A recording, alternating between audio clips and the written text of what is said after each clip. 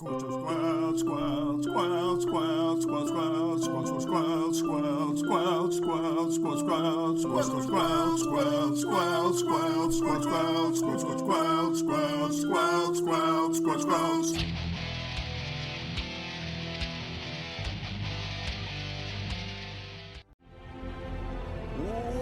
back to Squelch, the Video Game Book Club. I'm Dano.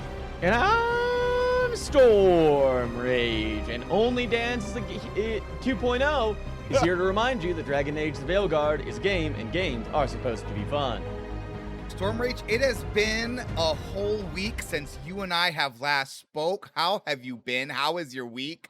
I mean, I'm sure you were up to a ton of stuff for this 7 days since the last time we spoke, and we are definitely not talking 36 hours later. Yeah, I do fear that this has been a lie to our wonderful listeners, because Dano and I recorded Sunday, and then 2 days later are recording on a Tuesday, and I played a lot of Dragon Age in between those two times, and I think I've caught up, and I think I am very close to passing Dano in the amount of quests and things that I have done, even counting side quests, because I've done a lot of side quests, and I think I've got to be pretty close to you, because the only ones, I have a handful that are left that are within my level, but most are like 35 and 40, and I'm creeping up at level 28 right now. I think you are ahead of me. You have 3 achievements that are hidden from me right now. So whoa, I know. It's we are in Bizarro world. This is upside down world. Like, I don't know what's happened. Apparently, if you make Dragon Age a Mass Effect game, Storm Rage loves it. It's true. Who would have thought? If you take my favorite game series of all time, you put it in a fantasy world, and you have basically the exact same combat mechanics, your boy enjoys. I do believe we were very clear during Mass Effect that, like, the combat is just great. It's great combat. Yep. Combat good. So combat yeah. Very good. Yeah, I think it is better combat than Andromeda. I feel like Andromeda went too far away from the Mass Effect 2 and 3 format. And I feel like Veilguard is like that. It's like kind of like the advancement between 2 and 3, where it was like, hey, what if we keep this thing that was really good, but we add a few extra mechanics to like make it a little bit more like thought-provoking, like a little more thoughtful. I feel they did the same thing with this, where with Andromeda, they were like, how about fast? How about fast? See, and I loved that about Andromeda, but I know that didn't click for everybody, because it was very like first-person shooter, and my brain went, yes, first-person shooter time, and I'm a big fan of first-person shooters by and large, so I think I clicked into that a little bit more, and this, I think you're right, is closer to Mass Effect 3 style combat, where there's some speed, but there's also some pause. There's moments to like run for cover. You didn't really ever use cover in Andromeda. You just kept going and going and going. I mean, I only play snipers, and even I was like, why am I using cover? Yep. I'll probably jump in the air and be very in the open and do that instead. Who needs cover? No, I'm going to chase after you and stab you with this Buster Sword. I'm not saying it was unfun combat. It was fun combat, just different. This feels very much like RPG combat for like, I'm not gonna say modern, because they're really good modern. We just played Xbox 33 was very good JRPG modern combat. This is kind of more like we want ARPG combat, but party-based combat, right? That is like they did. I think it's a very good like ARPG party-based combat. Like, we are an RPG, but like we also want this to be very action-oriented. It's very interesting and very good. Expedition 33, obviously some of the best combat I think of any game we've ever played. That was amazing. Like, truly incredible. Yeah, but this was also fun too. This week we are playing the quests Where the Dead Must Go, The Dragon Slayer, Shades of Blight, If Something Wrong. I think it's just something wrong. Oh, something wrong. No it at all. Pretend that it wasn't there. And Change on the Wind. Now, buckle up, change on the wind. I believe that is the quest that is 30 seconds long. Is that the last quest before the act quest? Yes, I believe so. I could be wrong about that though too. Yeah. Yep. What I love about Where the Dead Must Go and the Dragon Slayer is it has nothing to do with like the dead having to go somewhere or slaying a dragon. So 2 very fun quests. I can't wait to talk about these. I would say both of them actually do, just in ways you would not expect in the traditional setup. Yes, agreed. Next week is the end of Act 1. It is the Siege of Weisshaupt. Then side quests. All the side quests. We're doing all the side quests. Just do all the side quests with us. We don't know. Neither of us have played this game or advanced far enough to know what happens when you finish an act. So we're just going to do side questing until it's obvious that like we are underleveled for said side quests. So that is the plan. I think it's a good plan. Side quests for companions that I thought for sure would be in Act 2. I did a side quest for Scout Harding that progressed her story significantly, and I did not expect that to happen until Act 2. Cool. I'm looking forward to that. If you are a patron, you already know this, but if you are not a patron, something kind of crazy happened today. Storm Rage is officially further along in a video game than me. So this is it.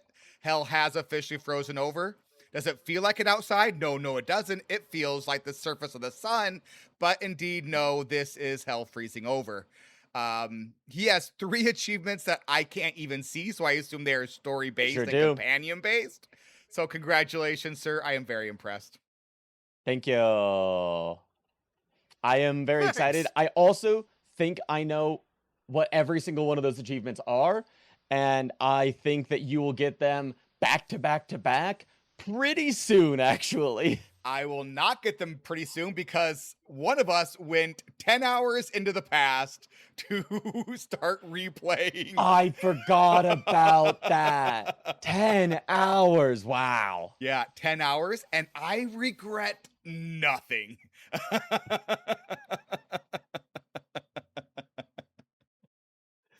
Thanks. I am pretty incredible. Thank. I and Storm Rage and presumably Mad at Arms would like to thank our patrons, our Twitch subs, and our YouTube listener, Clyde. Your support keeps this podcast going. If you want to support the show, head over to twitch.tv/DanoPlay or patreon.com/squelch. You can give us $1 a month or $5 a month or $10 a month or $20 a month. All of those are available to you. And if you want to give us even more, we can figure it out. Like, I'm not going to say no. Look, if you want to just go ahead and send your bank account info, we can take what we think is fair. Now, that number is $2. But if you continue, then we will increase that number by $1 every year to adjust for inflation. Which is, I mean, better than employment in most cases. So that's nice. That's nice for us. Not great for you. Or good for you. Also, if you want to pay my student loans, that is also on the table. Great. I will let you do that. So, and I'll let you pay for my mortgage if you want to. Yeah. Hey, look at that. It's working out really well for us. Should we move on to the Lord? We did great. Yeah. This one's a real page turner. I do a song right here today, but I forgot, so I scrolled up, yay! We want to share today's game with y'all. A lot is happening, maybe you don't recall. Let's do a quick recap for you, so it isn't out of the blue. There, you got there. Good job. Very impressive. I was curious how long I have to sit here in silence before you remembered that you've decided to sing a song in this part of the episode. Yeah, it hit, and I went, oh, I don't do a sound here. And then I went, oh, no, I do now. First and foremost is Rook. This is our protagonist, the player character. If you're curious why the name Rook, that is not the name of your character. You have... Just like in Dragon's Inquisition, you can give your character their own first name, but then the surname is based on your background, your race and background. And then the name Rook is like a call sign, as if you were a Air Force pilot. And Varric says, Rook, like the chess piece, powerful, but tends to think in straight lines, which, like, ouch, man. Yeah. Look, when Varric sees a shot, he's going to take it. Then we have Varric, who is our best good friend and only consistent character in the Dragon Age series. He has a busted leg, so he is confidant and mentor to Rook, but is not involved in any of the combat and just kind of leaves the infirmary every now and then goes back to it. It does indeed do that thing. We have Solus, an ancient elven mage who created the veil which separates the magical world from our own. He later decided he wanted to tear that veil down, which would have released a whole bunch of demons and spirits from beyond the veil into the regular world, which would have killed a lot of people. Scout Harding, our companion who worked with us during the Inquisition, she touched Solus's dagger, and now she can do magic. But dwarves can't do magic. Or can they? Ooh. Her magic is very uninteresting at this point in the game. Like, she can just raise some rocks up and push some rocks down, which is very cool, don't get me wrong. But, like, I feel like she should have some magic-based skills. I'm curious to see if Dragon Age the Veilguard will do what Mass Effect 2 started, of like get far enough along in your relationship and you'll unlock another skill tree. Ooh. That would be fantastic. That might be asking too much, but that is my hope, that is my dream. I think I'm going to be disappointed because I don't think that exists, but that's what I would want, especially for characters that are specifically developing or addressing a problem or something along those lines, like Scott Harding. Dragon Age 2 did something similar where, depending on if you were friends or frenemies, they would have like a certain kind of, their power would change, sort of like what happened with either Nev or Lucanus getting hardened, which I think is cool. Bringing hardening back into the game. That's very, very neat. So, speaking of Nev, she's a private investigator and a member of the Shadow Dragons. Then we have Balara, a veil jumper, handler of ancient magical artifacts, and a killer of demons. Lucanus, he is the demon of Varantium. Sounds cool, doesn't mean anything. He's a mage killer who has a demon named Spite inside of him. Not like a metaphorical demon, but like a literal demon that he can see and talk to. Yep. Last week, we also recruited our 5th member of I almost said the Inquisition. That's incorrect. Of the group. I don't think we have a name for our group this time around, do we? Don't think we do. I'm calling them friends. Our friends. Okay, I suppose that the obvious one would be the Veilguard. We do have a name for them. They're the Lighthouse Polycule. Thank you. And I did indeed install that mod last week, so everything is looking up.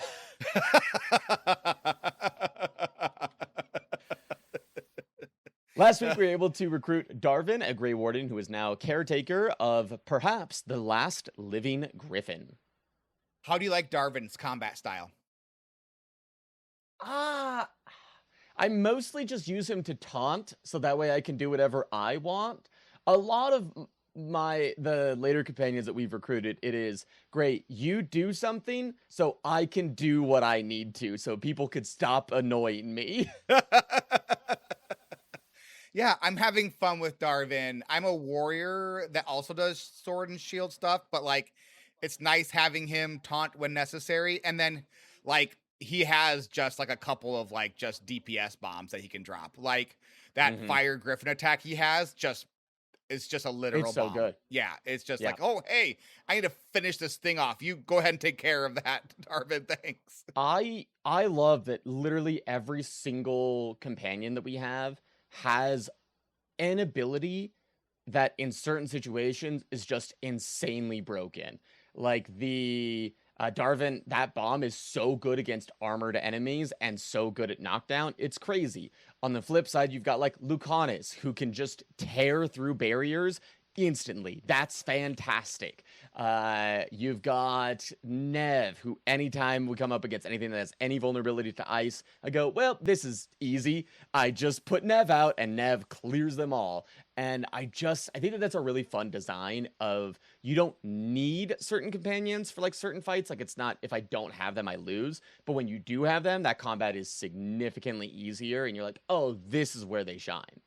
Yeah, it's a bunch of fun. I also think it's not like secret, like which party members you want to bring along. Like, it's like, oh, No. especially because like they're Dragon Age 2ing the game, right? So it's like when you go back to like their home area, you bring them along. Like, why wouldn't you do that? And then they get like, you get like friendship points for doing that with every time you kill the bad guy in that area. So like Darkspawn in the Darkspawn zone, you get like bonus friendship points for Darvin. Same goes for Nev and, you know, Bellara back in the Arlathon Forest. Fun stuff. Easy peasy. Not a lot of thought involved, but it helps to know which friend you want to bring along. Again, like if you're playing on max difficulty, I'm sure you just set your 2 friends that you bring for everything because you need to, you know, be very thoughtful about that kind of stuff. But we're not playing max difficulty because honestly, I don't feel like I need to raise the difficulty up right now. It's perfect. I'm having a lot of fun with it. Speaking of bad guys, we weren't, but now we are. There's Elgranon and Gillanon. They're 2 former elven mages who were so powerful that they decided they should be worshipped as gods, and then started to become worshipped as gods, along with the rest of the Evanuris. The Evanuris are the other former elven mages that were so powerful they decided that they were gods. These 2 are just particularly awful. They are not very nice, super into the Blight, so much so that they are indeed blighted. And they are using that Blight to regain their godhood in the modern age. So maybe Solus was on to something when he trapped them in a cage for all time. Speaking of locations, which again we weren't, but now we are, we have the Crossroads, which is the magical space in between worlds. It is a space full of Illuvians, magical mirrors that can teleport you across the continent, meaning that we can get anywhere in the blink of an eye.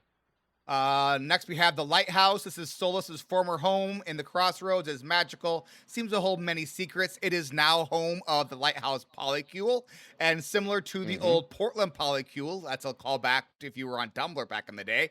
They have a very clear shopping list and who is cooking for what days. Well, then we have Minrathous, the capital city of the Tevinter Imperium, where most of our... that's not true anymore. I need to delete that sentence. Just the capital city of the Tevinter Imperium. It's where Nev is from, and I let it burn. And then Dano decided to go back and save it. It got, like, mildly burned, even. It wasn't, like... It's just, like, I would say it got mildly burned, and then they were like, okay, unburning now that we're in control.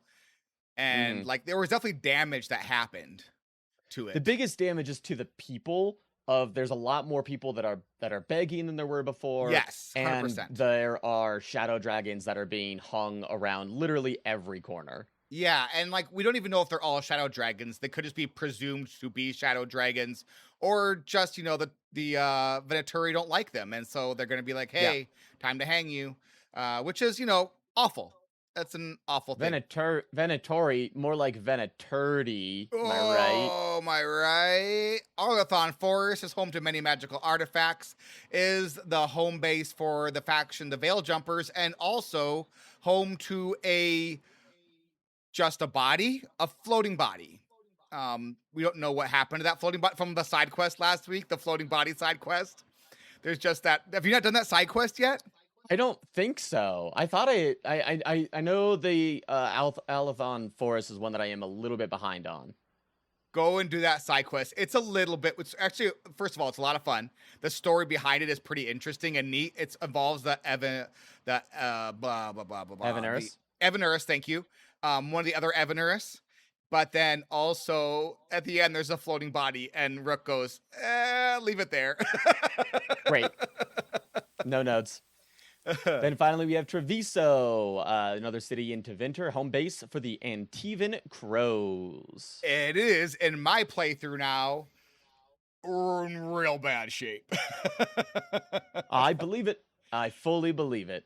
So after this week, we will have all of our main locations and cities for our factions unlocked and available to go to. Cannot wait. Quick question about that. Have you found out where to buy and sell Grey Warden stuff? Does that open up later on here? Because like Yes and no.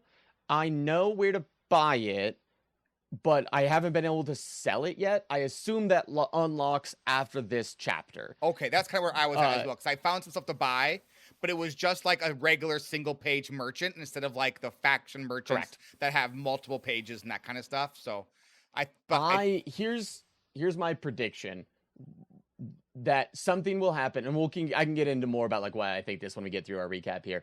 Something's going to happen that's going to break the Grey Wardens off in some way, shape, or form, and then we will get access to the faction trader. Oh, you think they're gonna like? Okay, cool. I thought that'd be fun. Mm-hmm. Oh, that would because I know that there was a way.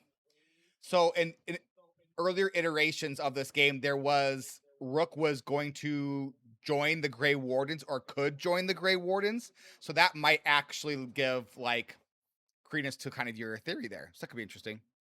Okay, cool. So the story so far, let's catch up and see what we're up to.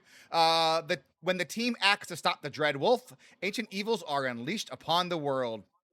Real quick, if you're wondering, wow, this sounds so fancy and not like Dano or Stormrage wrote this, how did this get here? We didn't write it. This is the literal recap that is in the game. I love that they have this. So it's just like... I do too. So I'm like, what am I doing? Oh yeah, I'm doing this. And like, great little recaps for all the quests as well. And then after major story beats, Varric drops in and is like, hey, here's my awesome Varric narration voice telling you what's going on. And it's like, I love this game. And you can also click on this. I just found this out today. You can click on individual characters and it will give you the story of that specific character and the quest that you have gone on with that specific person. So you can have like broad story so far. You can go quest by quest. You can also go, hey, what happened with Tosh? And then who's the character we haven't met yet? And then that'll pull up and it's like, here's their backstory. Here's the things they're dealing with. And I love it. It's great for somebody that often forgets where I'm at in games. Big fan. Yep, it's great. So for months, Varric Tethris has searched for Solus, a mage revealed to be the elven god of lies and trickery known as the Dread Wolf. Solus planned to tear down the veil so that raw magic could flood back into the mortal world, restoring it to its natural state, which also would unleash a tide of demons that kill thousands of people. Womp womp. When a lead finally came, Varric gathered a team in Minrathis, hoping to stop his former friend before it was too late. And the team succeeded, but at a price. Trapped in the Fade after they sabotaged his ritual, Solus delivered a dire warning from the dream world. The ancient elven gods, Elgranon and Gilanon, had escaped the prison where they had been held. Although nothing the Dread Wolf said could be trusted, the team had no choice but to investigate. Unfortunately, Solus's warnings proved to be true. Elgranon and Gilanon were indeed free and already corrupting the world with blood and magic. To stop these self-proclaimed gods, the team needed to recruit experts at confronting mages and monsters, as well as take advice from anyone who could help, even the Dread Wolf himself. The world began to reel under the assault of blighted dragons, horrific new darkspawn, and Venatori and Antam, blessed with the power of the gods. The team searched for new members to help them slay dragons and deal with the magic of the Fade. But as political leaders dismissed their concerns, the gods pressed forward on many fronts. I knew him as Solus. Smart, thoughtful, loved to hear himself talk. But long ago, he had a different name. The Dread Wolf. Ancient elven god of lies, or heroic rebel against tyranny, depending on which story you believe. So first up is Where the Dead Must Go. So we need to find an expert on the Fade. So to do that, we go to the Grand Necropolis. You may remember the Grand Necropolis from Dragon Age: The Inquisition, because that was where Cassandra's uncle worked. He was a big deal there. He kind of handled the undead there. So a little bit of lore about Thedas. Everybody burns their dead, except for the people that live in this area. And they put them in this huge necropolis. And because if you don't burn the undead, they then come back and become undead. So, but they're like, cool, we'll make them undead. Like, there's so many different ways that it can go bad for you in Thedas if you don't burn your dead. Yeah, so cremation is a must, except they're like, what if instead we all became necromancers and had the dead just like do menial tasks for us? which I mean seems to be working for them.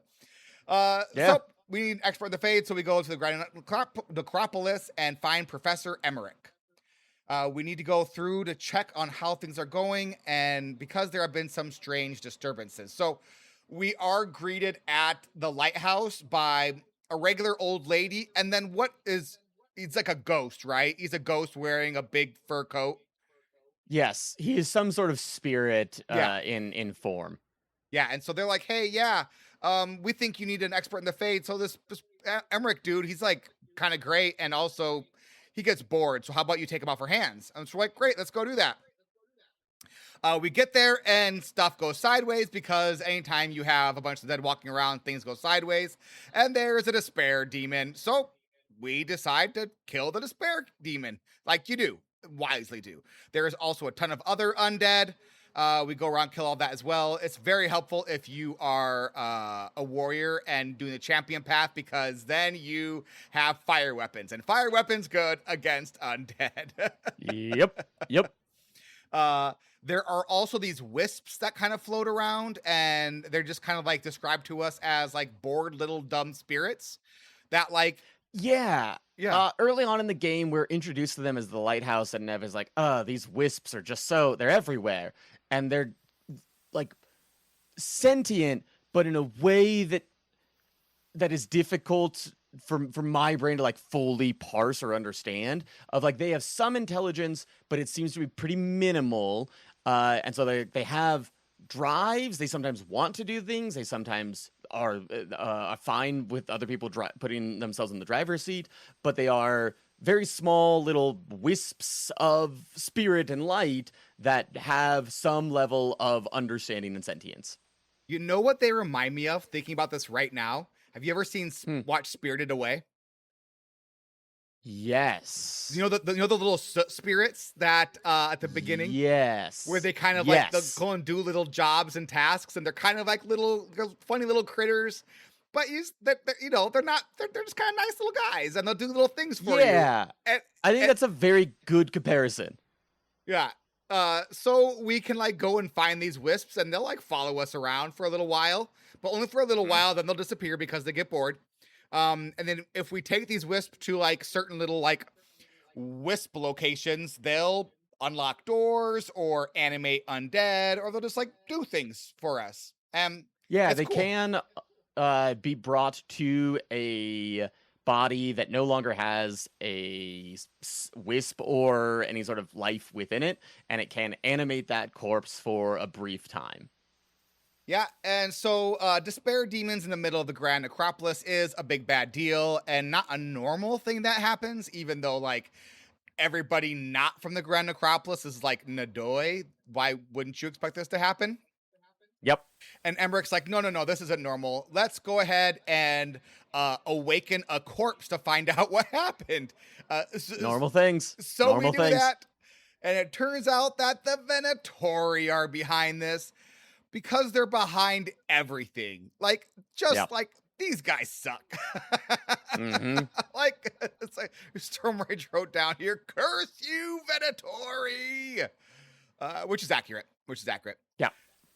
So Emmerich tells us that there is one thing we can do, which is to ring the bell of the Necropolis, which will expel all intruders.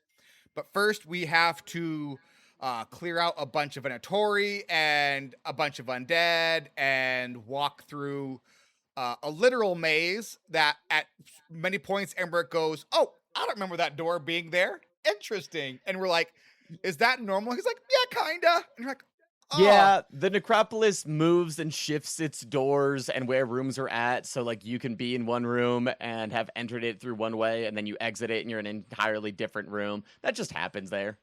Yeah. And it is very fun running around, and, like, we just basically have to run around. It is a giant bell, and so we have to go around. There is at one point we get to light some candles, and if you light the candles, not only do you think about rent, but you also get, like, a sweet chest that gets opened up, which is lots of fun.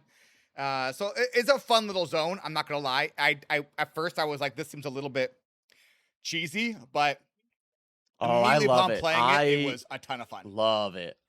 Yeah. Did you find the note about how one of the former person in charge of the Grand Necropolis was visited by his niece, who was a very important person in the Inquisition? No. Yeah, so there's Oh, yeah. No, I did. And then I was like, who is this? And then you were like, it's Cassandra Nadoy. And I was like, oh, yeah. Cassandra, the Divine Victoria Cassandra. Moving Cassandra, the one true love of Stormray- the Inquisitor, who weirdly is the only member, we'll get to this later, the only member of the Inquisition that has not been named in any dialogue that I have had with anybody. Cassandra, Yeah. they haven't named any of the 3 Divine candidates. Not true where I'm at. Maybe they mentioned Liliana at one point. I think Yes. Harding mentions Liliana briefly, but doesn't go Yes. into her present at all, just about her past, right? Yes. But Cassandra and Vivian are both not mentioned. That's also true. And I think that they're playing vague on who's the Divine because they don't want. That's my guess. I could be wrong about that. Okay. But my Yeah, guess that is makes they sense. don't want to codify the Divine because they think it'll make everyone mad, which it will. Wasn't that one of the choices that you made at the very beginning? Do we choose the Divine at the beginning?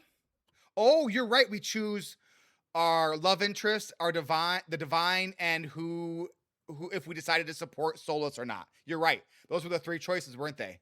Yeah. I totally forgot about that being a choice. Okay, never mind. Okay. Oh, Let me double check that though, because you're right that there are only 3 choices. I'm Googling it to double check, but All right. continue on. That's great. So after we're ringing the bell, the necropolis is safe. Myrna and Vorgoth, these are these 2 Morn Watchers. They're all called Morn Watchers. These these mages that are hanging out in the Grand Necropolis. We ring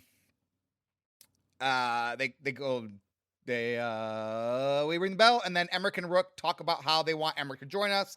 And Myrna and Vorgoth like, that's a great idea. He gets bored. He should go join you. And so now we have our Fade expert. That doesn't entirely seem to be an expert on the Fade, and instead seems to be just a necromancer. Like, I love him. He's great. He's like a fun old dandy, right? Like he's like a dude in his 60s who dresses very dapper and is like a fun little necromancer guy. Like he's a fun character. My favorite character. I love him a lot, and I love him and Manfred, who we haven't talked about nearly enough yet, but we will because he's the best good boy. I love them a lot. I'm still not entirely sure how this helps us in any way, shape, or form. Like, Belara seems to be like 500% more the Fade expert than Emmerich. Yes. Yeah.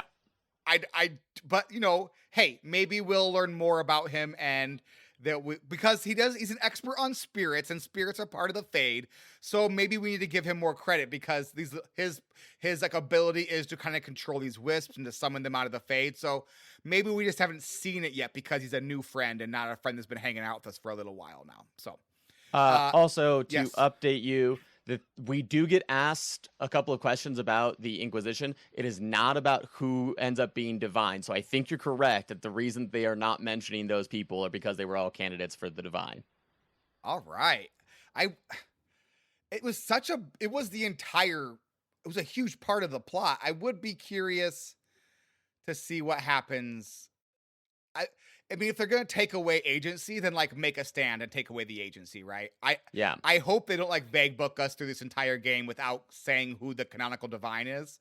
Like, if you've made choices on everything else for me, then like go ahead and make this choice. Although they're not necessarily making choices on anything else either. They're just kind of not mentioning a lot of the choices. So yes, maybe they're just not necessarily codifying anything. They're just choosing to not talk about it because we are not in that area of the world anymore. Which yeah, I guess fine. Then you can kind of like go ahead and just like self-edit the game to kind of fit your world, which I guess that's one way to do it. So, but who cares about the world when we get to meet Emmerich's assistant, Manfred, who offers us some tea. Manfred's amazing. Manfred's my favorite character in this game, and maybe my favorite character in any game. It's real close. This was a good week for Dragon Age characters for me because we got Manfred, and spoiler, one of my favorite Dragon Age characters of all time makes a return, and I was stoked on both. Manfred is a skeletal boy that Emmerich has kind of reanimated using a wisp, and Manfred speaks exclusively in hisses. And the subtitles are just different descriptors for the hiss. So it'll be happy hiss, sad hiss, contemplative hiss, loud hiss, general hiss, all of which is great. And he carries around this backpack, and he always has tea ready for you at a moment's notice. And I love him, and he seems to understand some elements. So like, you can say hi to him and he'll hiss back. You can play rock paper scissors with him at the lighthouse, and it's amazing, and I love him so much. He carries the backpack around like a middle schooler boy, though, where like the backpack is on the front. So, and he's like a short little guy, so he's like, you know, 4 something, maybe a little under 5 feet, and he's these 2 bright green emeralds for eyes. And he is a spirit of curiosity. It's a spirit of curiosity. Yes, and we get it.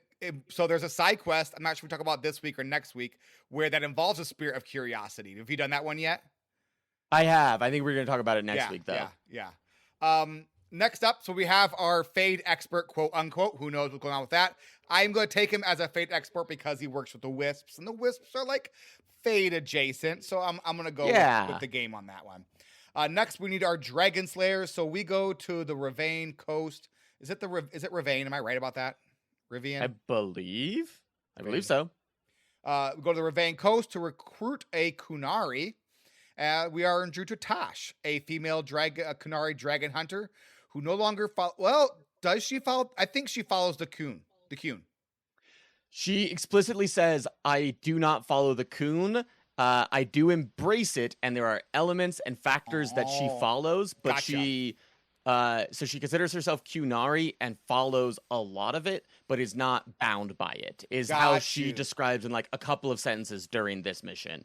And who knows, maybe I misinterpreted, but that was from my memory. Good. Yeah, okay, that's good, because there is a point where she like comes across some of the Antam and like is like kind of goes hard on them, like not following the Kun. So all right, cool. Yes. So, but she's a member of the Lords of Fortune, which is exactly what it sounds like. It's a bunch of like pirates and treasure thieves hunters, and treasure hunters. A bunch. So Locke would be right at home here.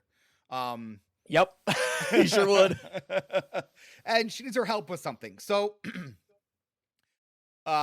they are what the Lords of Fortune are doing is they are working with some nobles to raid a dragon's nest.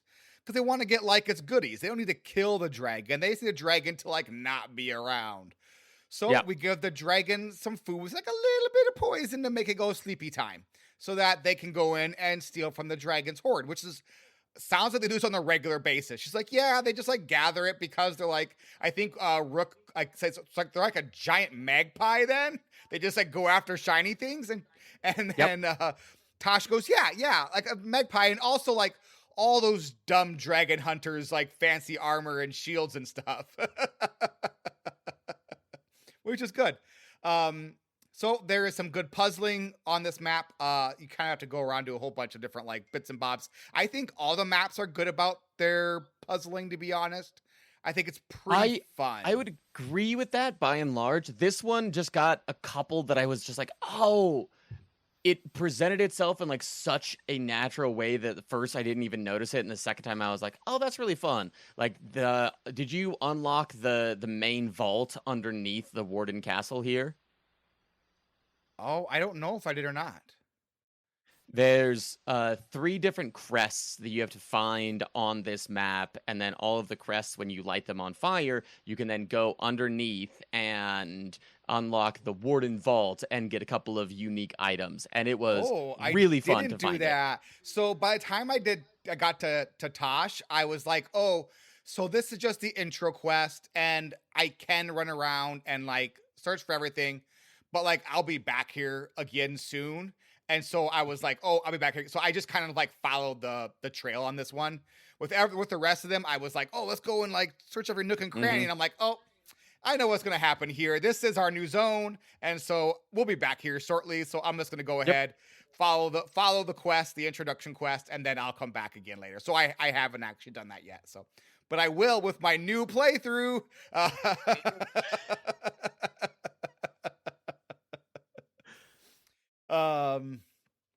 So eventually we find out that the Antam are dragon hunting as well.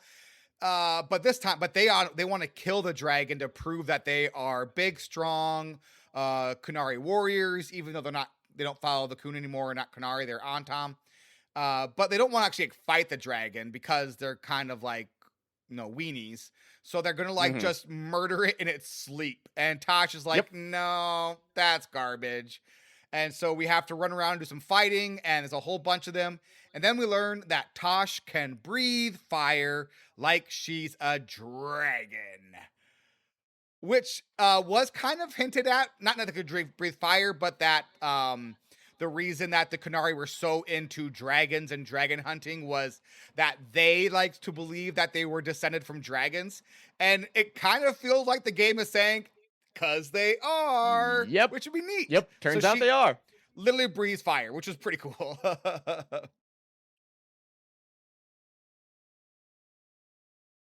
So apparently this kind of like seems like this is something that happens a few times each generation and is an indication of someone important or something like that. So there is like nothing else. Her mother wants her to keep it quiet that she can breathe fire. And like when she breathes fire, she knows that she's kind of in trouble. And so like when we go back and like talk to her mother's like, did any of the Antam get away after they saw you breathe fire? Because she was very, very concerned. And after this scene is over, we get a cutscene from Varric doing his narrator job, being like, and the Antam rush back to the warlord to tell them of the Kunari who can breathe fire. And we're like, oh, oopsie poopsie. But so we return to Lords of Fortune, let them know that we did good. And then who is that? It's Isabelle from Dragon Age 2. Isabella! And she is like decked out in all of like the fanciest. She's like living her best pirate queen life. She has like just all fanciness, and it's very like what would you think a 1950s movie would dress a pirate queen like? And that's Isabella. It's perfect because we learned later on that is also how every single Lord of Fortune dresses, man or woman. Everybody is just scantily clad in a little bit of a bikini and a little bit of a bikini bottom and some cool jewelry hanging off. And that's just the look regardless of gender. And that's great. It's like Wheel of Time. Have you read the Wheel of Time books? I have not. So in the Wheel of Time books, there is a ethnicity of people who have been at sea for generations. After the world ended, they kind of took to sea and lived at sea. And both men and women, when at sea, go walk around topless. And they present it as like, this isn't like, the author, who is a man, obviously, presents it as like, I'm not weird for writing this. You're weird for finding it something that's a little bit risque. I mean, what's the difference? So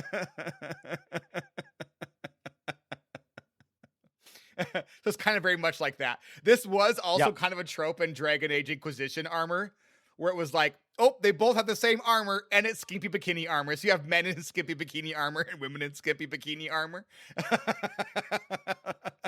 Which, you know what? It's funny. I love it. So then we have Tasha's mother. She tells Tosh that she is going.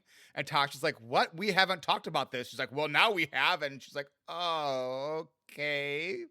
That's awesome. So Tasha's joining the group.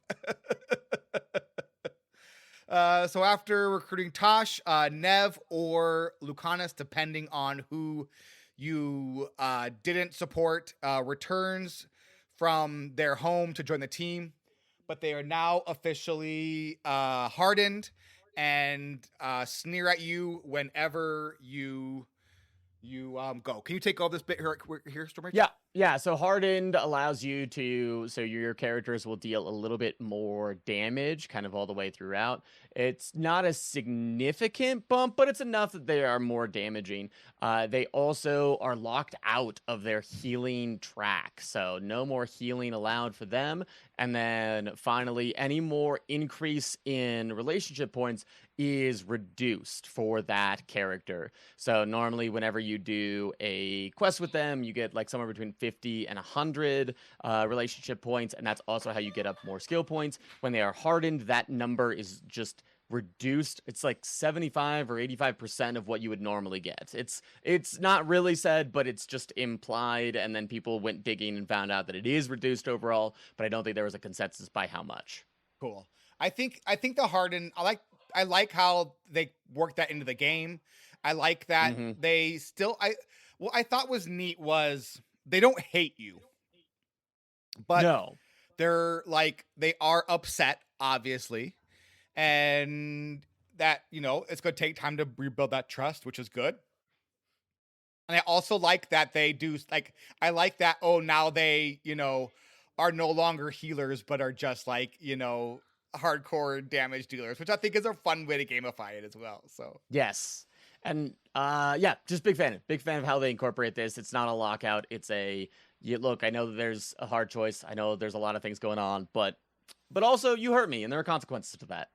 Yeah, I would. So Nev's was interesting. Lucanus, when you first go back and like after you fail to save the city, he's sitting there and he's just like sad.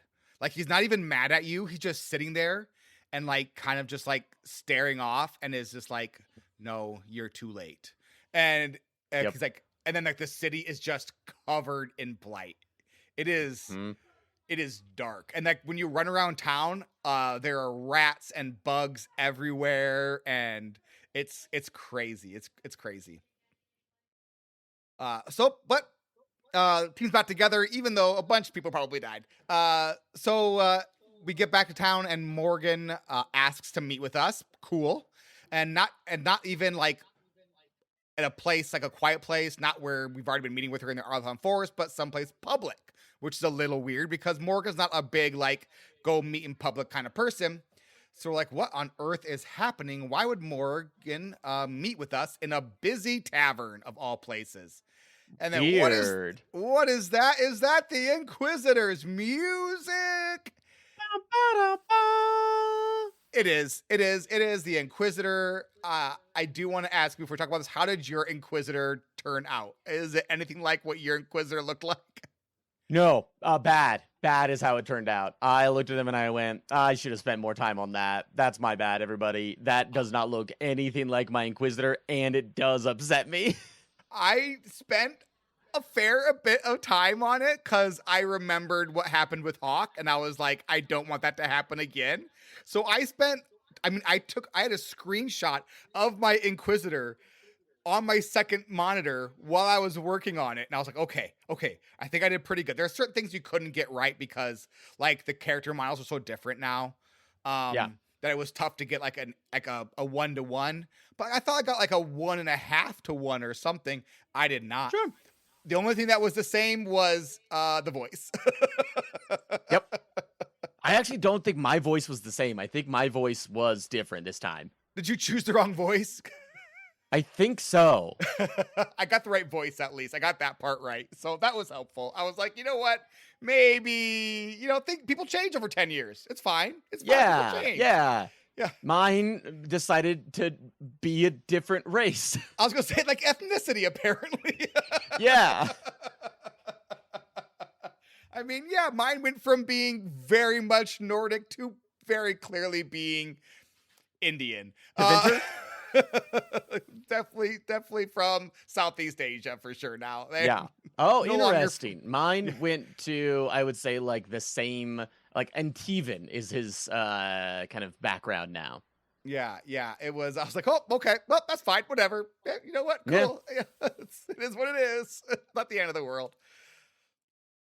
Thanks, Em. Why are you laughing at me?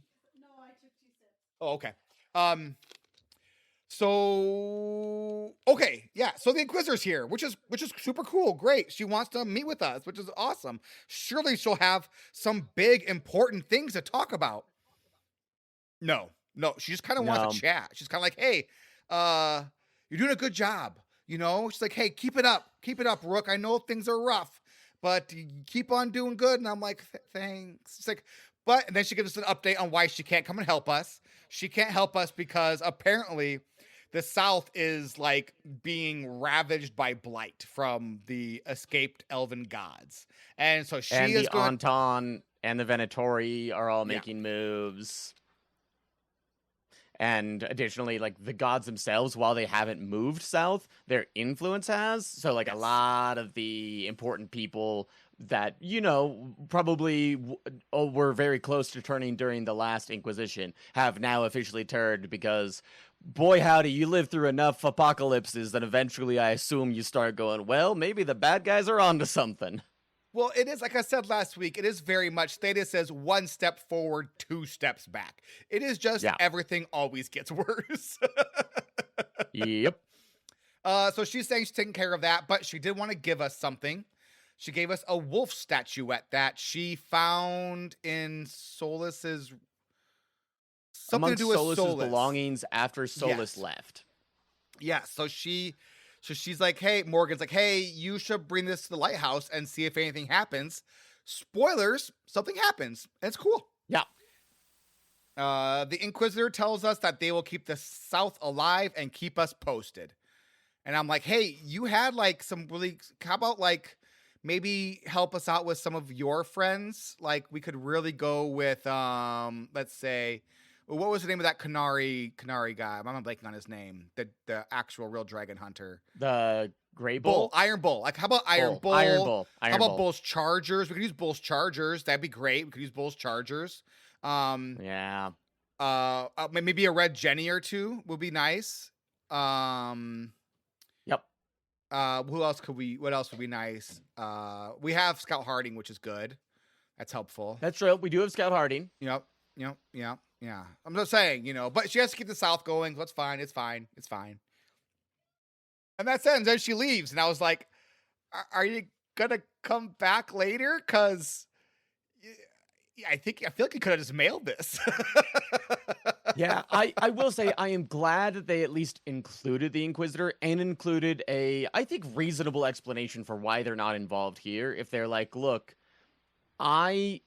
all of Southern Thetis is going to explode the second I leave. You seem to be having things A-okay. You are in a very similar position that I was when Varric stumbled across me, so I trust you to run things, but I gotta go. So I'm glad they at least acknowledged it.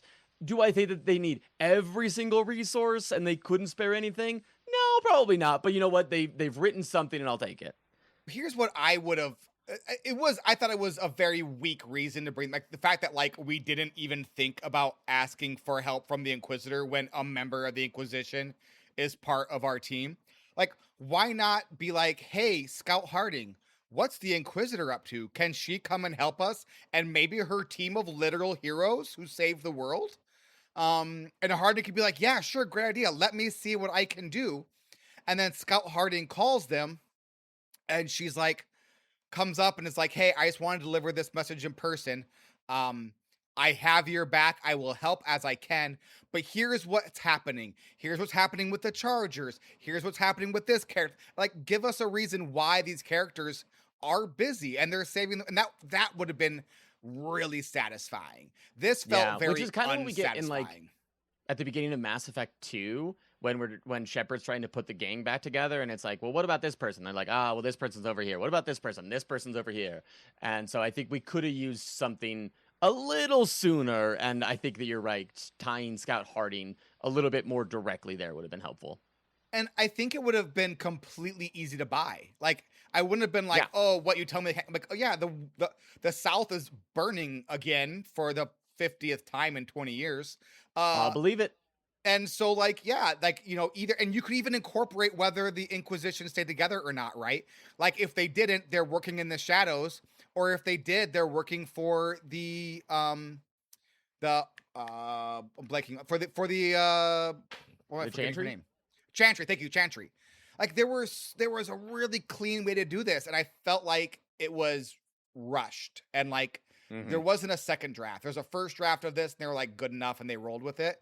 When I feel like a little bit of extra thought could have gone like a long way for a really cool little reunion scene for the player who like spent, maybe 400 hours playing Inquisition over the past 10 years. It also wouldn't surprise me if like the flip side was true of they had like this big grand thing where they're going to tie the Inquisition in a lot more. And then it eventually was like, we can't do any of this. Let's cut all of this and throw in something that explains this in some way. We gotta ship it now because this the development process for this game was just terrible. I do think this is another case of this was a future MMO expansion. And so this was just like, hey, the Inquisition exists and you'll get there later, but right now you have to take care of this. And then you will later go to this in future expansions. And then we were going to deal with the Inquisitor was going to be part of it, right? And then when this didn't become an MMO, became a single standalone game that they would abandon 45 days into its existence. We just got this one little scene that was kind of very much a throwaway, right? That's kind of what I think happened. Because so much of this feels when you know this was supposed to be an MMO, you see MMO all over it. Like, it's everywhere you look in this game. The factions, the gear, the microtransactions that aren't micro or transactions. You want to talk about the Something Wrong quest, Stormrage? I sure do. So we now know Inquisition still alive in some way. Inquisitor very busy in the south, so we need to take care of things up north. Let's do so. Antoine and Evka, our Grey Warden friends, want to meet with us in the Hosberg wetlands. The Blight seems to be pretty weird here, and it's expanding quickly, and it seems to be kind of the main front that the Wardens are going to be combating. They believe that if we can find more proof about the Blight, then maybe we convince the First Warden that this Blight is not a typical Blight, and that we need to do something more about it, and that maybe this person that is talking about these two elven gods coming back and blah, blah, blah, blah, blah, is not as crazy as some people might think. Our Grey Warden friends ask us to get some samples of this Blight. So we go in, and we blow up a bunch of Blight and kill a ton of Darkspawn. There's a champion on the way that you can kill too. I did. So at this time, I was at the correct level for it, though, so not nearly as much of a fun brag. I think I was like 24, and it was 25. Yeah, Dano. Have you tried to go and clear out its area in the crossroads yet? No, not yet. That's where I got worked. It was a tough fight because I was a little under level for it when I fought it, because I think I was level low 20s and I think it's a level 30 champion. And so I was like, it took me 2 tries. I felt super proud. And then I immediately dropped what I was doing to go off the crossroads to fight the stuff there. Absolutely worked. Absolutely. I was like, oh, coming back later. Yep. That is exactly where my brain was at. Is I was like, this says it suggested level 35. I'm not going to touch this yet. I'm going to come back to this later. We eventually go out and we return with some blighted samples, and we prove that the Blight is weird. Specifically, it's being called by the gods. Like, the gods are speaking to this Blight, which likely is why it has been evolving and changing and moving at such a rapid pace. Dano. And which is a thing we know can be done because, like we learned in Inquisition, or maybe even 2, or maybe even Awakening, the Blight is alive. So the Blight is a living thing. It's not just like, or Red Lyrium is also, the Blight is a living thing that can infect things. It's definitely can be spoken to and can be, infected. That's how it infects Lyrium, which makes us wonder what Lyrium is as well. Very cool, very fun stuff. From there, the First Warden walks in and we go, great, hey, we have proof that the thing that you said wasn't true is true. Can we please help you out? And he says, no, you, and then kind of just goes off on us being alive. And he's like, I should arrest you and blah, blah, blah, blah, blah, blah, blah. First Warden, this dude sucks without a doubt. This guy has to be blighted or in control, or just maybe he's just a jerk, but he is an absolute jerk wagon. The First Warden refuses to help, and he says that the gods, and refuses to believe that the gods have returned, and says the Blight is because of an archdemon. It's always because of an archdemon. It will always be because of an archdemon, and the Grey Wardens will destroy it as they always have. He tells Antoine and Evka that they must return to Weisshaupt immediately, and then he walks away. Antoine and Evka then in turn promise that they will continue to share any information that they have with us on the future. And we eventually go back to the lighthouse, and Darwin tells us that the First Warden has called all Grey Wardens back to Weisshaupt. Yes, Dana? So there was a weird, like, almost throwaway line here. Did you catch it? Where they were talking about the archdemons, and they were like, well, there are only 2 archdemons left, and then name the 2 archdemons that are left. Did you catch that? No. Yes. So presumably at some point between Inquisition and now, in some of the many, many books and comics that have been made in this world, they know the names of the archdemons and how many archdemons left, which we would assume how many blights are left as well. If archdemons cause the blight, and you know that there are 2 archdemons left, there are only 2 blights left, I guess.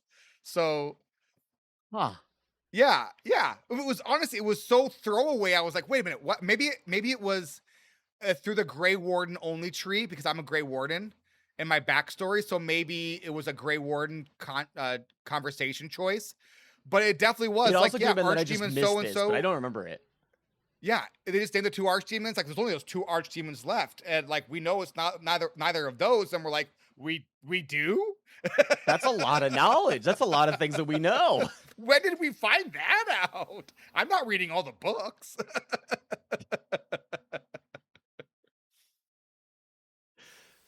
So we get back to the lighthouse. We know that there's a massive Darkspawn army being led by an archdemon of some sort at Weisshaupt, and Rook tells Darwin that they will speak to Solus, because Solus probably has some information about what's going on, and if the gods are working with an archdemon, there might be a connection that we don't know about there. It's time to ready our team. Everyone's going to be needed. We are headed to Weisshaupt, and this feels like the end of Act 1. Yes, so in classic video game fashion, when everything gets rushed, you stop with the story and you go side questing because you don't want to miss anything. Yep. Hello, old friend. Let's meet for tea after the match, shall we? Slurp. It's time to talk about some side quests, and as referenced earlier, I am the side quest champion this week. And the one that I want to talk about is the Regrets of the Dread Wolf. Now, there is going to be some spoilers here for Regrets of the Dread Wolf. It is a quest that lasts kind of throughout the majority of the game. I'm going to be talking about the first 4 regrets. So if you haven't gotten those first 4, then just be aware that like some of this will be spoiler territory. After you've recruited everybody, and you can start repairing these canvases that are found throughout the lighthouse. These are also repairing the memories of Solus. So they present themselves in a manner of like when you repair them, you can do so by presenting this little wolf statuette in front of the canvas. And the canvas repairs itself, and we see kind of a audio dialogue that happens on that canvas. We can then unlock further memories by doing the memories of the Dread Wolf that are found in the crossroads. So we've talked about those a few times, and you can unlock further ones as you go about. And then I've unlocked 4 regrets so far. Let's go ahead and talk about what those are. The first regret. We hear Solus and Elganon are arguing. Solus says that they fought this war and is now berating Elganon for refusing to give up power. Mythal, who, if you recall from Dragon Age Inquisition, is also Flemeth from the many various Dragon Age games, is also present here and is a significant factor. And dead now. And now dead because Solus killed. Solus murdered her to power his dagger. So that's how he got the power and the dagger to do what he needed to do, was by presumably murdering Mythal and stealing her power. So Solus not good. No, defo not good. In the second regret, Solus and Mythal are mid-argument. Solus tells Mythal that the other gods are unlocking the Blight and using it. Mythal refuses to believe, but admits that she could be wrong and promises that she will further investigate.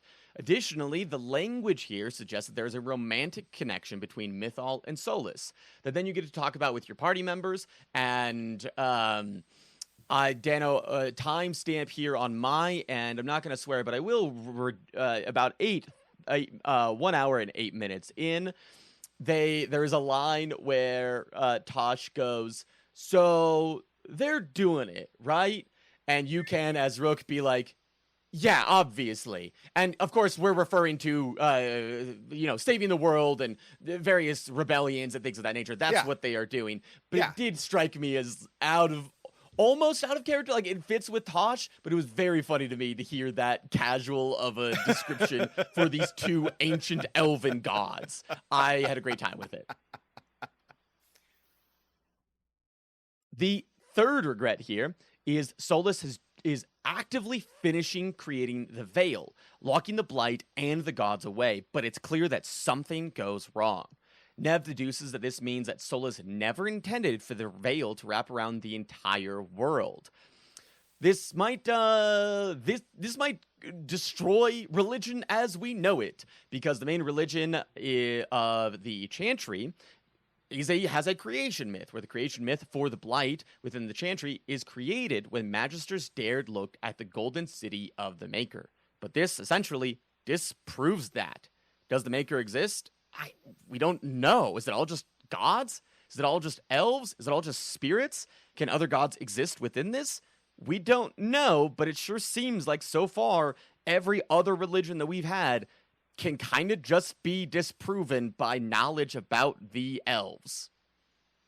Isn't Solus just the Maker? Like, didn't he, like, essentially create this world by locking the Fade and spirits away from the mortal realm? That is kind of the implication here. Then, the fourth regret, which is the last one that I have unlocked. Mythal and Solus are discussing on whether or not they should create and live in physical forms. And it turns out that the first elves were spirits who gave themselves physical form, and they used lyrium to build their bodies. And if you remember from previous Dragon Age games, we learned that lyrium is the blood of Titans. So using lyrium in this manner wouldn't be necessarily great for the Titans, as they are basically stealing their blood to form their own physical form. And in turn, it is implied that the war that is referenced in the very first regret was the Titans against the gods. So Titans against the elves in this case, after the spirits stole lyrium to create their bodies.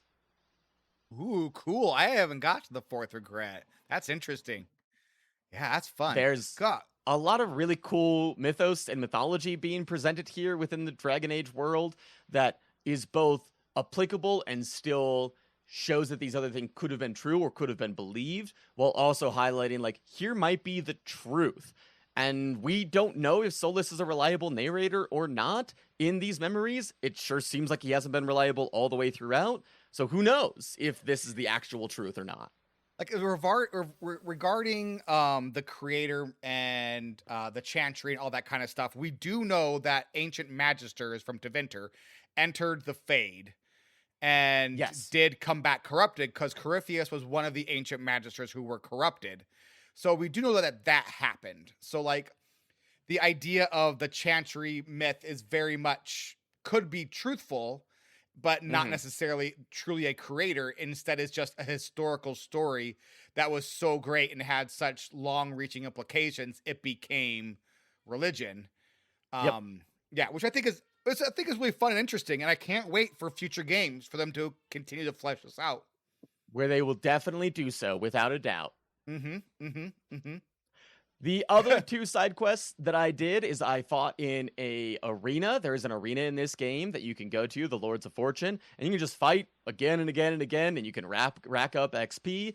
Isabella is in charge of the arena, and every time she's like, "Wow, I should have bet on you." And, like, they're pretty lame lines, if I'm honest, but the arena itself is pretty solid, and I could go through on that combat for a very long time. They don't change a ton, at least they haven't so far. There's like 5 or 6 different types of enemies that you can fight, and they kind of just recycle through them. But they're pretty fun, and they're an interesting challenge, and you get bond increase, and you get XP, so why not? That's cool. I watched a YouTube video that they suggested using the arena as a way to try out new builds. It's like, Yep. yeah, put your build together and save, and then go and fight in the arena and see how you like it. Then go back to that save and change it up again, and that way you don't like over level yourself, and you still get to play with your build, which I thought was really clever and a fun way to kind of do that. That is smart. That is smart. The last side quest that I want to talk about that I did this week is when you get into the Necromancer's Hall, you can get into this area and there's a voice behind the door and it warns us to go away. But of course, we're adventurers. We don't listen to voices that tell us to go away. And we find a note on one of the dead Venatori in here that they were locked inside forever. Thankfully, we're not. And they found that there are 3 other demons that are out in the world. That if we kill all 3 other demons, this door will unlock. And I thought, cool, I love me a good unlock door. So I went to, I think there's one in Docktown, there's one in the Olithon Forest, there's one in the Grey Warden area, and I came back and I was like, cool, all of these demons pretty tough, but very doable. So this final boss should be tough, but still doable, right? Incorrect. It's a level 40 dragon, and I went, oh no. So I reloaded a different save, and I'll come back to that one later. I've killed one of those demons, and I was like, I'll find the other 2 when I get to them. So good to know that I would not rush it. I will not rush into that fight. Taste my grilled cheese. Much. I've got the first good, and the first good is that Blighted Treviso is amazing. It is so dark and so awful. It's exactly what they said would happen. It's just like, what if it's just all the entire city has been covered in blight. The blight traveled through all of the canals, and so there's this giant blight bubbles everywhere, and it's dark and awful, and it's like rat infested, and there are bugs everywhere, and there are like parts of the city where like everyone is going to try and survive, and like there are people in the crows camp that just won't even speak to you anymore. And like it's dark, and it's very cool looking. And so you like there's a new quest giver there now, and like he'll give you like quests to go out and clear certain parts of the blight to make it, more livable. So it's very neat. It's very cool. I'm really glad that I went back. So I'm going to play it over the next week to catch up. But really glad I did this way, because it is providing a much different experience, because there are certain quests that are no longer required, that are required for this playthrough that are optional for other ones, and vice versa, or some quests that aren't even available. So it's kind of offering a different kind of a style of the play, which I think is really neat. And so I'm glad that I went back, and I wish I'd done it earlier, to be honest. but it's cool. It looks amazing. You didn't want to replay 10 whole hours of the game that you just finished up? That's what I meant earlier. I wish I'd done it after 2 hours. But it really did transform the entire zone. So like with Docktown, it like there are Venatori guards everywhere, and you have like some people on the streets. There's a bunch of bodies in the streets. There's like gallows begging. being made. There's a bunch of people that have been hung for treason against the Venatori or blah blah blah.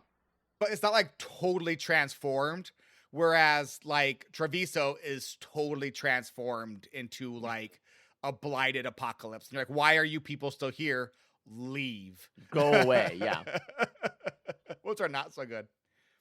Are not so good is that I ran into a very small bug that did not impact gameplay in any way, but did impact my sanity quite significantly.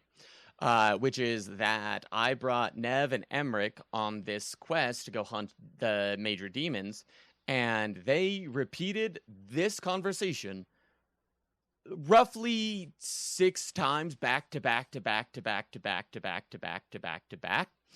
It was a fun conversation the first time, a fine conversation the second time, And then at the third, I just went, do I need to mute? Can I never bring these two along? Here's the conversation. You call Manfred Fred. Sure. He walked into my office. I said, Fred, can I call you Fred? He nodded. Seemed happy about it. If he doesn't like it. Oh, Manfred doesn't mind. He quite likes you. Does the diminutive imply a certain level of comfort with the necromantic arts? It shows a certain level of comfort with your friend. The rest of it, well, that depends. On what? On what the mage using it is up to. Now imagine that.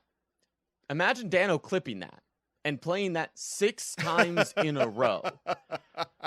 Oh, would not be a fun time for anybody. So that happened and is definitely my not so good this week.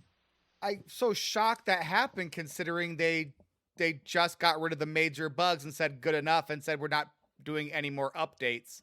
Which, to be completely honest, this game runs super duper well, considering they basically were like, well, ain't broken, so we're done. Yep. Like, honestly, it plays really well. Yeah. Like, it's a surprising amount of like lacking bugs by and large. I haven't encountered any bugs yet. I know you and Matt have encountered a few. I haven't encountered any yet. Mine have been really, really minor, and none of them have been game breaking or needed me to reload, which has been great. Yeah. What's our best good? Manfred's best good.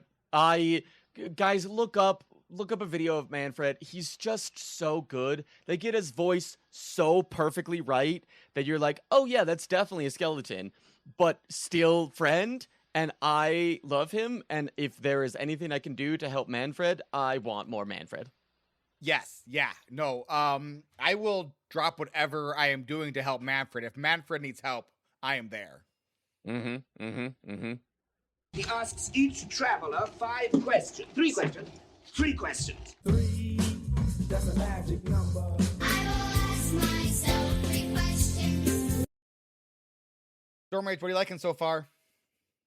I decided to swap my entire game plan. Up until this point, I've been doing kind of mostly staff-based builds, and then I had like a lot of cold and a little bit of fire, and I came across a unique item that popped shocking weapons and made it more powerful, and made it a little bit, like I had to interact with it in a different way, and I went, oh, okay.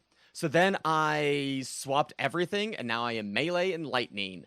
And I just realized this week that the way I've been trying to trigger the mage class with their dagger and orbs has a thing that builds up where if you hit them 3 times, it puts a bomb on them.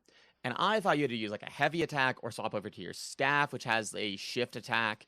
Nope, you just need a shift attack, and then it ignites the bomb and does a bunch of damage. So I just figured that out 15 hours into this game when it is a base level thing. But you know what? I'm doing significantly more damage now, and enemies, they are dying left and right. And it's wicked fun. I can't believe it took you so long to figure that out, Stormrage.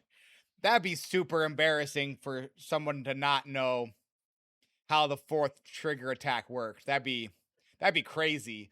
That'd be crazy if they just were assuming that they attacked 4 times in a row and did the thing. Yeah.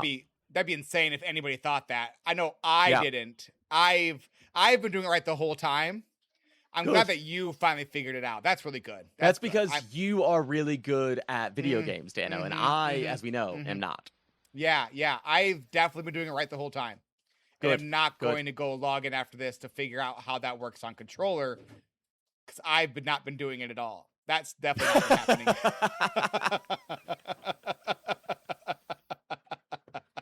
Dano, what are you liking so far? Isabella and all of our friends. So I like the smattering of our old friends coming back. I wish we had more of it, to be honest. But like, these were important people in Kirkwall and the world. And I've talked about it over and over again, how the world is the main character, but it doesn't need to be on its own, the main character, right? Like there's been so many amazing characters in these games. Not you, Sten, you're awful. But a lot of the other are amazing. And instead, we've only had a few that have been really fully fleshed. We've got Varric, obviously, who has been throughout all the games And then, oh, am I blanking on her name now? From Dragon Age Origins all the way through. She was our spy master. I'm blanking on her name. Morgan. Not Morgan. She's also in the game, but she's much less. Liliana. Liliana, thank you. Liliana, right? Because Liliana was, big in Origins, had a small part in 2. She showed up in 2 briefly. Had a huge part in Inquisition. Morgan's been in almost all the games, actually. But like, it felt like they just kind of left these other amazing characters out to dry. And instead now we're seeing them, and we're seeing them like within their like home and doing their thing and existing as part of the world. And again, they did an amazing job with this game of making it feel lived in. And they've done it with these other big characters as well now. Isabella just existing as a pirate queen, right? Yep. Dorian just existing as a magister and a funny little snarky guy, right? And I love that. And that's super cool. And I'm so glad that finally at this game and 4th game, we finally got this acknowledgement of these amazing other characters that have been created. And I can't wait to see in Dragon Age 5 how they kind of keep doing this with these other characters. Yeah, we're going to keep on hoping. Keep on hoping, Dano. What are you struggling with? I think that at this point, I'm getting dangerously close to having too many side quests and getting too overwhelmed, because once you complete like a couple of the main quests, then there's just a bunch everywhere. Like there's 5 or so in every single location. You can go to them at any single time. I at one point had like 20 in my quest log, and I was like, I don't want this. And I've been slowly filtering them down, and I don't think it's like right up to the too many mark for me to be overwhelmed and not want to play anymore, but it hasn't. It's gotten real close. It's gotten real close is all I'm saying here. My understanding of the side quests is they are mostly optional. Mm-hmm. So, but they're so fun, Dano. They're so fun. I know. Trust me, I'm doing them all. I'm not complaining. I'm Dano, what help are you struggling with? That there are no more games, that this is going to be the end of it because BioWare and EA are awful. It just bums me out because we're getting this game is doing a lot of really neat things, and there was no business at taking 10 years plus for this to be created. Honestly, it probably would have been a minorly successful MMO if they decided to just pull the trigger on it. I mean, it honestly probably been very similar to Elder Scrolls Online, which I think is a super duper fun MMO. I'm glad they didn't go MMO with it. I think it's better as a single player game. More single player games, please. Like, single player games are great. Like, let me play a game and then be done with it. That's fine and good. I don't need to play and pay forever, EA, which EA disagrees with, by the way. Correct. But like, give me more games. This is awesome. Like, it doesn't need to be, like computer breaking either. I don't need it to be like the best, most powerful stuff, but like, just put out a cool game. Put out a cool game and expand the story. Like, why not? What surprised you about the game, Storm Rage? The second that the regrets quest started to like come in, I was like, yes, this is a better version of the memory core quest we got in Mass Effect Andromeda, where I don't have to go to every single location and find 20 different MacGuffins in every single place. Now it's just 6 different things, and I know exactly where they are, and I will get to them in time, and it'll do the exact same thing. Good job, BioWare, from learning from cool concepts executed poorly. Yeah, that one was brutal. And it was essential too. There was so much story in that awful, miserable fetch quest. Yep. That was a decision. Dano, what surprised you about the game? The more I play, the more I want to play all these different builds. It is legitimately fun. Like, there is basically a warrior build that's a whirlwind warrior. How much fun is that? Like, there is a build of warrior where I can basically be an evade tank where I self-heal myself. How much fun is that? It's great. I love it.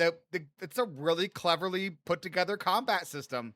The combat tree is very close to being too much.